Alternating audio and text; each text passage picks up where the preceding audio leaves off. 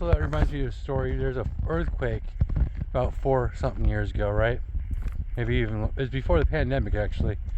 So, about 6 years ago, major earthquake happened. I was working over at Tesoro to Go. The daycare that I was with and everything, and just said, oh, your kids are sick, you gotta come pick them up. So I come pick them up. There's 2 buildings, right? I go into the one that I usually pick them up at, but they're in the other building.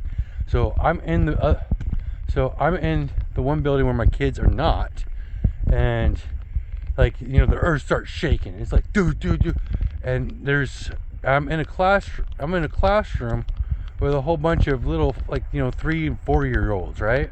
They're real small little kids, and all the teachers, or there was like about 4 women that were there that were watching the kids, and they jumped and they started hiding under doorways and under desks and stuff, and these kids were just crying.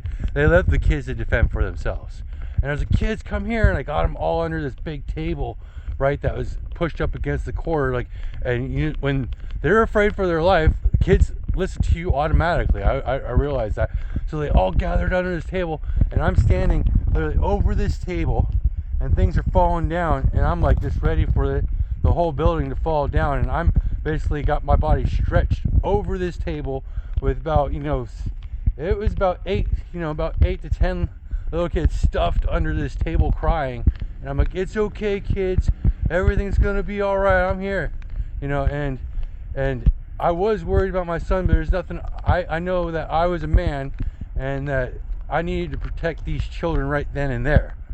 So, and when this earth stopped rumbling, and I looked at these girls, and I they jumped under stuff to defending themselves without taking care of these children. I looked at them with absolute disgust. I was mad, but I also thought, like, I have to go take care of my kids. And thank God there was an older man, everything, that was one of my kids' shadows, everything that were, and he's like, I grabbed your boys, and I made sure nothing hurt them, and I was so thankful that, you know, I was thankful that there was an older gentleman there, everything, you know. I'm not trying to be sexist or anything, but those women, and even a couple of them were mothers, and they did not try to save those children. I was disgusted.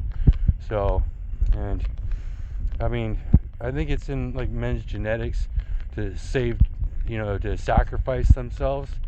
So it was in my genetics. Like, I don't care what happens to me, I'm going to use my whole body as a human shield to save these children, and I don't care if anything hurts me. You know, I'm a man. I feel like I'm fucking invincible. But, you know, like, yeah, I think of that moment a lot.